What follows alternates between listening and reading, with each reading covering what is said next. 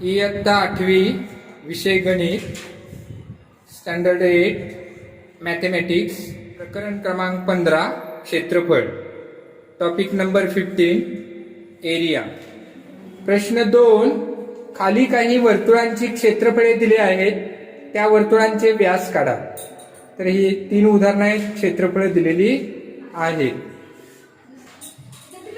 Second example, areas of some circles are given below, find their diameters। हे examples दिलेले आहेत। हा area दिलेला आहे, त्याच्या आधारे रेडियस काढावी लागेल आणि नंतर मग डायमीटर काढावा लागेल। ओके, या एक्झाम्पल मध्ये आपल्याला एरिया ऑफ सर्कल दिलेला आहे, म्हणजे वर्तुळाचं क्षेत्रफळ दिलेलं आहे आणि त्याच्या आधारे आपल्याला डायमीटर म्हणजे व्यास काढायचा आहे। म्हणजे त्याच्यासाठी आपल्याला त्रिज्या आणि त्रिज्या काढल्यानंतर त्याच्यावरून त्याचा व्यास आपल्याला काढायचा आहे। पहा, तर इथे एक्झाम्पल पहिले दिलेला आहे एरिया ऑफ ए सर्कल म्हणजे वर्तुळाचे क्षेत्रफळ दिलेलं आहे। इथे सूत्र लिहिलेलं आहे, फॉर्म्युला लिहिलेला आहे, त्याच्यात व्हॅल्यू ठेवायची आहे। इथे पहा, देअरफॉर मी जरासं या साईडला लिहितो, इकडे 176 इज इक्वल टू पायची व्हॅल्यू ठेवायची आहे 22/7 इंटू आर स्क्वेअर। आता हे 22/7 इथे पहा गुणिले, तिकडे आल्यानंतर भागिले होती, भागिले म्हणजे उलटून गुणिले घ्यायचे आहेत। 176 गुणिले 7/22 बरोबर आर वर्ग। आर वर्ग इकडे लिहितो आणि हे इकडे लिहितो। आर वर्ग बरोबर 176 गुणिले 7/22, म्हणजे हे इकडे आणि हे इकडे लिहिलेले आहे। हे देअरफॉर आता इथे भाग घालवायचा आहे, 22 एके 22, 22 7 77। इथे आर वर्ग बरोबर आपल्याला इथे किंमत काय मिळते पहा,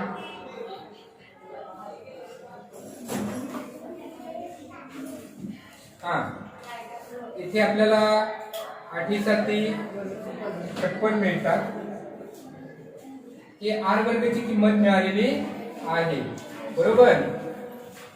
तर आता आपल्याला येथे आर ची किंमत काढायची आहे। आर बरोबर वर्गमुळात 56 येईल, त्याला एकक येणार आहे सेंटीमीटर। एकक काय येणार आहे सेंटीमीटर। आणि याच्यावरून आपल्याला डायमीटर काढायचं आहे।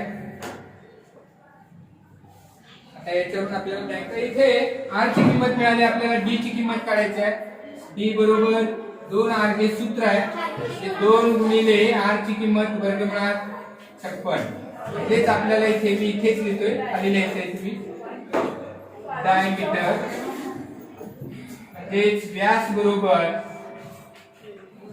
2 वर्गमुळात 56 सेंटीमीटर। इथलं एकक इथे आपल्याला लिहायचं, स्क्वेअर सेंटीमीटर आहे तर सेंटीमीटर येणार आहे।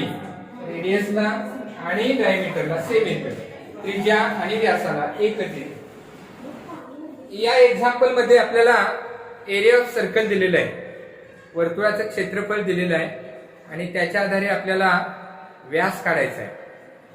आपल्याला माहिती आहे सर्कलची जर रेडियस माहिती असेल तर एरिया काढता येतो आणि एरिया माहिती असेल तर रेडियस काढता येते।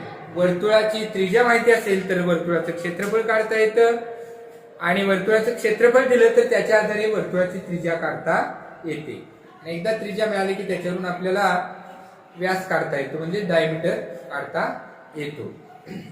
तर आता इथे पहा, मी फॉर्म्युला लिहितोय,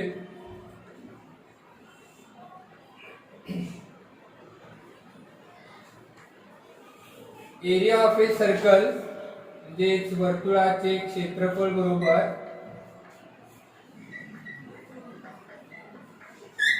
सूत्र आहे पाय आर वर्ग। आता एक क्षेत्रफळ आपल्याला दिलेलं आहे, ती मी इथे व्हॅल्यू लिहितोय। पायची value 22/7 into R square.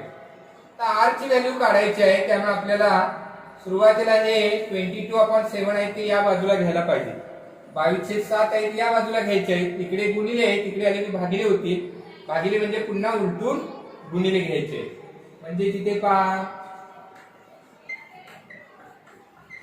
Into 7/22 येईल is equal to r square. आता मी आर स्क्वेअर इकडे लिहितो आणि ही साइड इकडे लिहितो. पहा, r square is equal to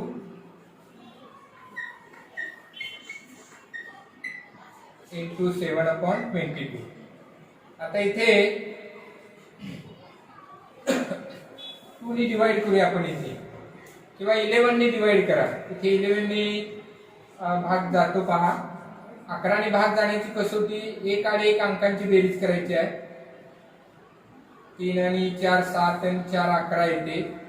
आणि इथे पहा 9 आणि 2 11, याची वजाबाकी 11च्या पटीत किंवा 0 यायला पाहिजे, 0 येते. किंवा 11च्या पटीत येत असेल तर 11 ने पूर्ण भाग जातो. तर आता इथे 11 ने भागायचं आहे. 11 2 जा 22. इथे पहा 11 3 जा 33. इथे 6 राहिले. 11 5 जा 55.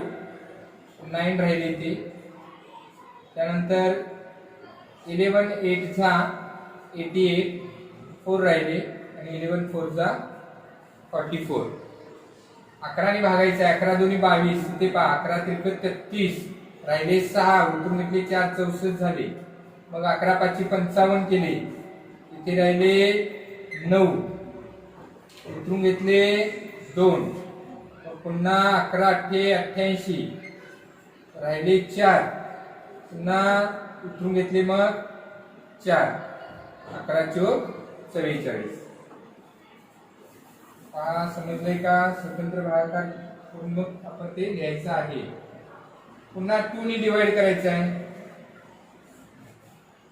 2 1 2. इथे पहा 2 1 2 राहिला 1. 2 7 14 राहिला 1. 2 9 18. उतरून घेतले 4 आणि 2 2 4. मात्र इथे 2 अंक सोडून दशांश चिन्ह आहे. डेसिमल पॉइंट इथे येईल. आता इथे याला 7 ने मल्टिप्लाय करायचे आहेत. मग नंतर स्क्वेअर रूट काढावं लागेल किंवा याचे फॅक्टर काढायचे. तर याला 7 ने भाग जातो. पहा, याच्यातून 7 कॉमन घेता येतात. कसे घेता येतील सांगा? याच्यातून 7 इथे अगोदर लिहितो मी. 7 असेल. एक तर यांचा गुणाकार करा आणि मग स्क्वेअर रूट घ्यायचा आहे. गुणाकार करून स्क्वेअर रूट घ्यायचा आहे. इकडे लिहितोय मी. पहा, r square is equal to into 7. 7 ने मल्टिप्लाय केले तरी चालतील, किंवा मग तुम्हाला याला 7 ने डिवाइड करा. इथे पहा 7 2 14 राहिले 3. उतरून घेतले 9 39 झाले. 7 5 35 राहिले 4 आणि 7 7 42. इथे दशांश चिन्ह येणार 2 अंक सोडून. इंटू इथे 7 इंटू 7. हे 7 आहे. याला 7 ने डिवाइड केले त्यामुळे 7 सेपरेट केले. आणि आता आपल्याला माहिती आहे हा कोणाचा स्क्वेअर आहे. माहिती आहे ना? 16चा 1. हा 256 म्हणजे 16चा वर्ग आहे. आणि 2.56 म्हणजे 1.6 चा स्क्वेअर इंटू हा 7 चा स्क्वेअर. हा आर स्क्वेअर झाला. Therefore r is equal to square root घ्यायचे म्हणजे 2 2 कॅन्सल करा. 1.6 इंटू 7. 16 7. मात्र इथे डेसिमल पॉइंट इथे येणार आहे. दशांश चिन्ह नाही असं समजून गुणाकार करायचा. 16 7 112. आणि इथे दशांश चिन्हाच्या उजव्या बाजूला एकच अंक आहे म्हणून एक अंक सोडून दशांश चिन्ह येईल.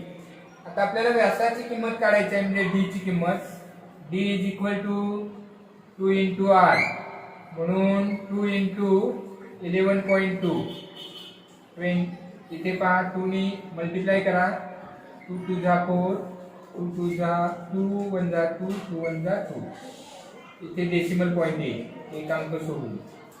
म्हणजेच व्यास